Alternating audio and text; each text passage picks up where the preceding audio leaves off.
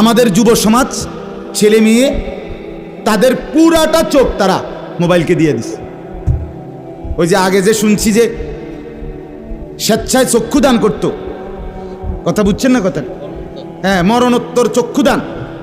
এই মরণোত্তর চক্ষুদান না, জীবিত চক্ষুদান। ওই দেখেন, ওই দেন, ওই দেখেন, ইয়া দেখো, ওই মোবাইল কার হাত? এতে সাইজ হলো ট্যাবলেট সাইজ, তার থেকে তার মোবাইল বড়। যেই অপদার্থ তার হাতেই মোবাইল দিছে, ওই সবচেয়ে বড় অপদার্থ। ওইটা একেবারেই অপদার্থ। সে যদি ভাই হয় তো ভাই অপদার্থ, বাপ যদি হয় ওইটা অপদার্থ বাপ। এই সন্তান নষ্ট করার সবচেয়ে বড় দায়ী আপন গার্জিয়ান। মা বেডি 2 বছরের বাচ্চাটারে বড় মোবাইলটা দিয়ে দিছে, তুই টিপ এটা, তুই তাবু ডিস্টার্ব করিস না, আমি সাইজ দিয়ে আসি ড্রেসিং টেবিলে, এবুডি পাউডার ডলে, হেতে মোবাইল টিপ। কথা বুঝেন নাই? ও বেডি হিন্দি সিরিয়াল দেখে টেলিভিশনে, হ্যাঁ হিন্দি সিরিয়াল দেখে, ইন্ডিয়ান সিরিয়াল দেখে, কি দেখে? মনোযোগ দিয়ে দেখে। হিন্দি সিরিয়ালের সবগুলোর মূল বৈশিষ্ট্য হলো স্বামী স্ত্রীর ঝগড়া, শাশুড়ির থেকে জামাইরে কেমনে আলাদা করতে হবে, দেবর ননদের কেমনে স্বামীর থেকে বিচ্ছিন্ন করতে হবে, মানে সংসার কিভাবে তছনছ করবে, এটা হলো ওই বেঈমানদের সবচেয়ে বড় ষড়যন্ত্র। সবগুলোর বৈশিষ্ট্য এটা। মহিলারা এইটা দেখা বিবাহের পরে 6 মাসও একসাথে আর থাকতে চায় না। 6 মাসও না। বেডির সিদ্ধান্ত, মরিয়ার বাসি তে বেড়ারে তার বাপ মার থেকে আলাদা করুন। জীবনের সাধনা এটা। হায় হায়, লানত, অভিশাপ ওই নারীর প্রতি। যে নারী, তুমি বেটি তোমার একটু সুখের জন্য স্বামী বেচারাকে আলগা করে লাইলা। তুমি তো কিছুক্ষণের সুখ হয়তো পাইবা, কিন্তু এই স্বামী মা বাবার নাফরমানির কারণে এই ছেলেটা তারে তো চিরদিনের জন্য জাহান্নামী বানাই দিল। মা বাপ যদি কষ্ট পায়, আহাজারি করে, মা বাপের কলিজার মধ্যে যদি ব্যথা লাগে, তো এই সন্তান জাহান্নামী হবে না? বলে। এজন্য আমরা প্রত্যেকেই এই কথাটা বলতেছিলাম।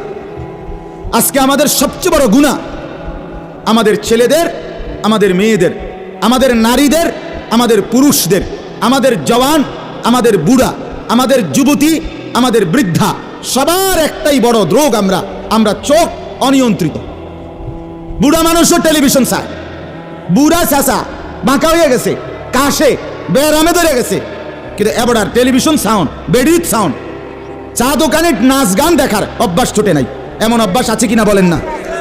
যার নাই হেবড়া রাগ না হইলেই ভালো। আর যে বেটা রাগ হইলে, আপনার অভ্যাস থাকলে, আপনার রাগ হইলেই কি আর আসলেই কি। অতএব নজর নিয়ন্ত্রণ করা চাই, নজর হেফাজত করা চাই, নজর সুন্দর করা চাই। অতএব আমার বাপ, আমি আপনাদের কাছে কোরআনুল কারীমের এই 2টা আয়াতের তরজমা শুনাইতে চাই।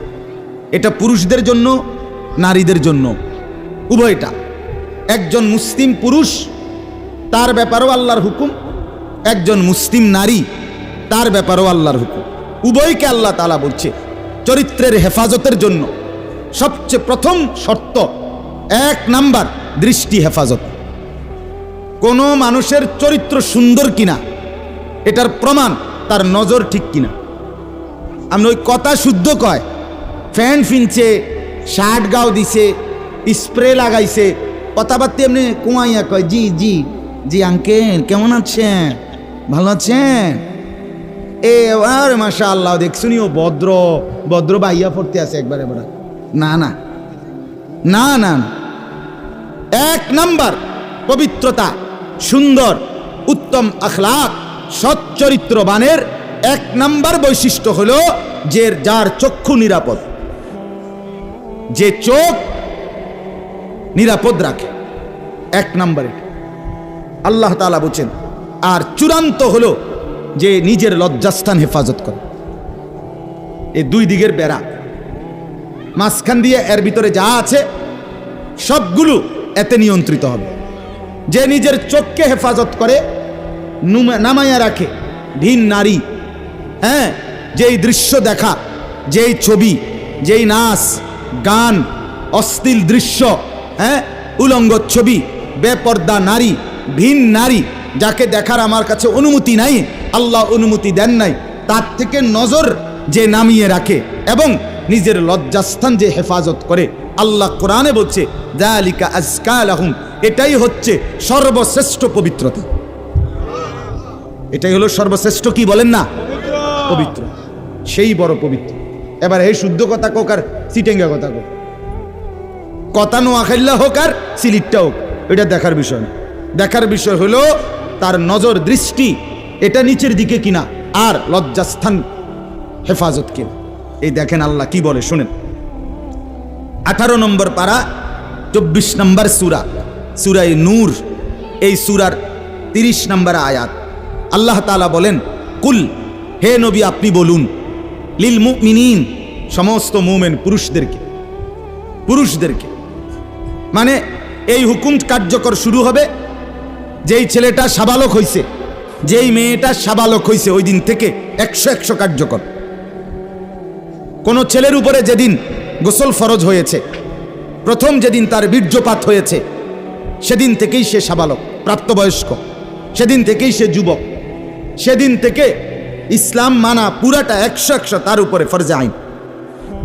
ওই দিন থেকে তার 1 মিনিট 1 সেকেন্ড হিসাবের বাহিরে হবে না। প্রতি সেকেন্ড নিঃশ্বাসের জন্য তাকে মৃত্যু পর্যন্ত, মানে বালেগ হওয়ার দিন থেকে মৃত্যু পর্যন্ত যে হায়াত পাইছে যেদ্দুর, আল্লাহর কাছে হিসাব দিতে হবে তদ্দুর। রাতের হিসাব, দিনের হিসাব, হাঁটলে বসলে উঠলে খাইলে ঘুমাইলে, এমনকি নিঃশ্বাসের হিসাবও খোদার কসম আল্লাহর কাছে দিতে হবে। কথা বুঝলেন কিনা আপনি? হ্যাঁ, এটা জরুরি, এটা জরুরি। স্বামীর কারণে, শ্বশুরের কারণে স্ত্রী, মহিলা বলেন আমার স্বামী বাধ্য করছে দেবরের সাথে দেখা করা, স্বামী বাধ্য করছে ভাসুরের লগে দেখা করতে, খোদার কসম স্বামী যদি আসমান ভাঙ্গেও মাথাত ফালায়, তারপরও স্ত্রীর জন্য এই কথা মান্য করা স্বামীর হারাম। আর স্বামী যদি এই হারাম কাজের জন্য বাধ্য করে স্ত্রীকে, এই স্বামী জালেম। এই স্বামী কি বলেন না কেন, চাচতো ভাই, জ্যাঠতো ভাই, খালতো ভাই, ফুফাতো ভাই, দুলা ভাই, তারারে কইছে বাদ বাইরা দাও, তুমি আজ্ঞায় দাও, তারা মেহমান, সব সময় কি আর আইয়েনি? হ্যাঁ, যেই স্বামী বলে, যেই শ্বশুর বলে, এই উভয়টাই জালেম, নিকৃষ্ট পাপী, সীমালঙ্ঘনকারী, সীমালঙ্ঘনকারী, কোনো সন্দেহ না, কোনো সন্দেহ। আল্লাহকে, আল্লাহর হুকুমের বিরোধিতা করে মাখলুকের হুকুম মানা অনুমতি নাই, অনুমতি নাই। হযরত ইব্রাহিম আলাইহিস সালামের বাবা ওনাকে মূর্তি পূজা করতে বাধ্য করতে চাইছে, করছে না, কইছে না যে নরে তেজ্য পুত্র করে দেবো বেড়া, কোরআনের আয়াত। ইব্রাহিম আলাইহিস সালাম বলছে আমনেরে আমি ছেড়ে দিলাম। কিসের জন্য? ঈমানের জন্য। কিসের জন্য বলেন না? ওয়া ইন জাহাদাকা আলা আন তুশরিকা বি মা লাইসা লাকা বিহি ইলমুন ফালা তুতি'হুমা ওয়া সাহিবহুমা ফিদ দুনিয়া মা'রুফা।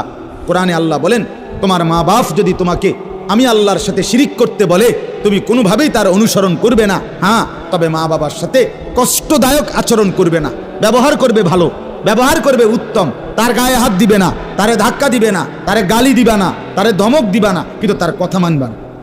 কোন কথা? আল্লাহর নাফরমানির কথা, শিরিক, কুফর, নাজায়েজ, হারাম, হারাম।